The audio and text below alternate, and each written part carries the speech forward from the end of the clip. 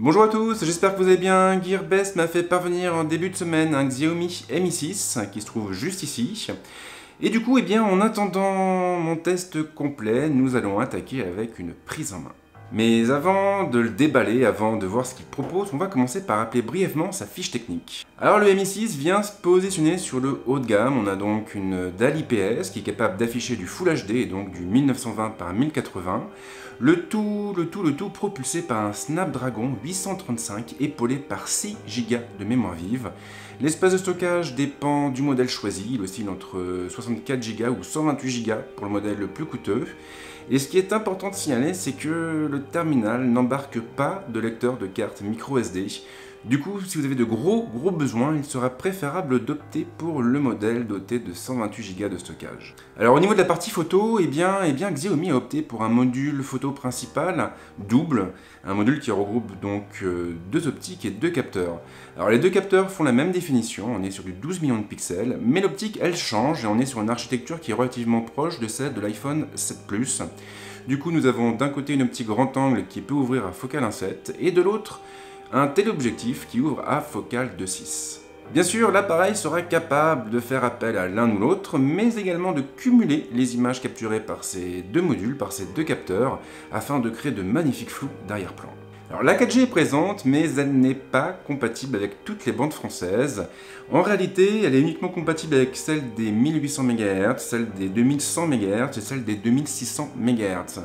La bande des 800 ne fait donc pas partie de l'offre, pas plus que la bande des 700. Derrière, bien sûr, nous avons du Wi-Fi 802.11ac, du Bluetooth 5.0, nous avons aussi une puce GPS, une puce NFC et une batterie qui atteint une capacité de 3350 mAh.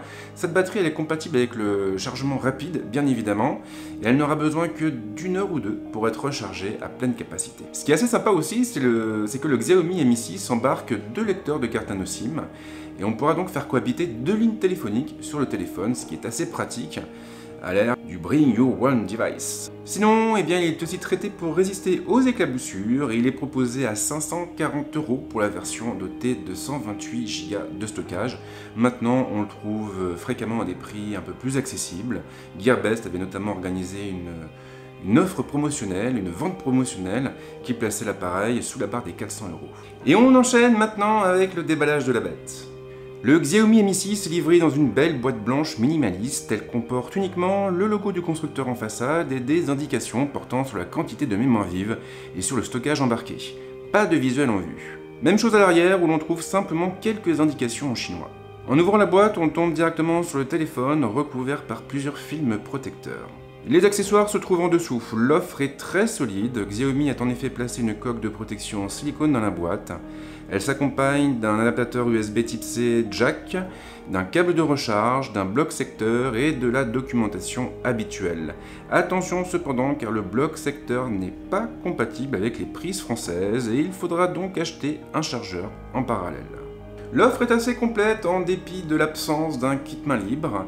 Maintenant, ce qui compte vraiment, ce ne sont pas les accessoires, c'est le terminal et le moment est donc venu de parler du design et de l'ergonomie du téléphone.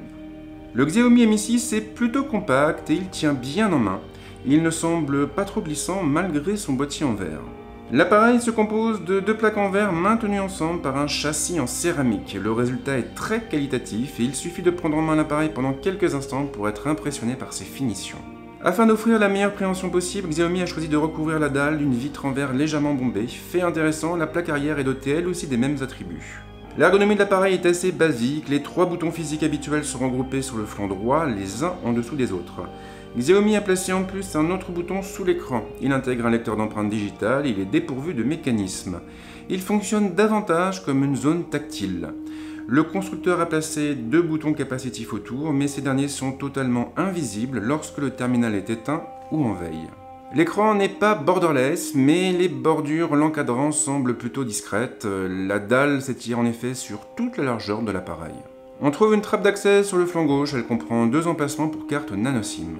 Le connecteur est situé sur la tranche inférieure, encadré par les haut-parleurs de l'appareil.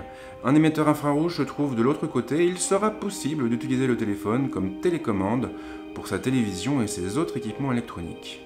Le Xiaomi Mi 6 à fière allure, c'est indéniable et on sent bien que le constructeur a soigné son téléphone dans le moindre détail.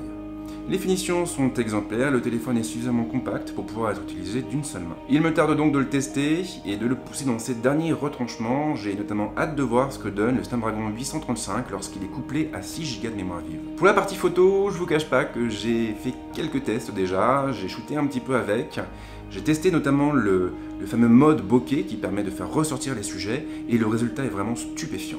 Bref, pour l'instant mes premières impressions sont plutôt positives, mais il faudra attendre mon test complet pour avoir mon verdict final.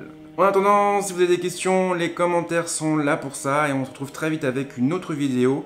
Et dans la prochaine, normalement, on parlera du HTC U11 qui est aussi arrivé à la maison et qui est pas mal du tout. En attendant, je vous souhaite de passer une bonne semaine ou un bon week-end et on se retrouve très très vite. Ciao!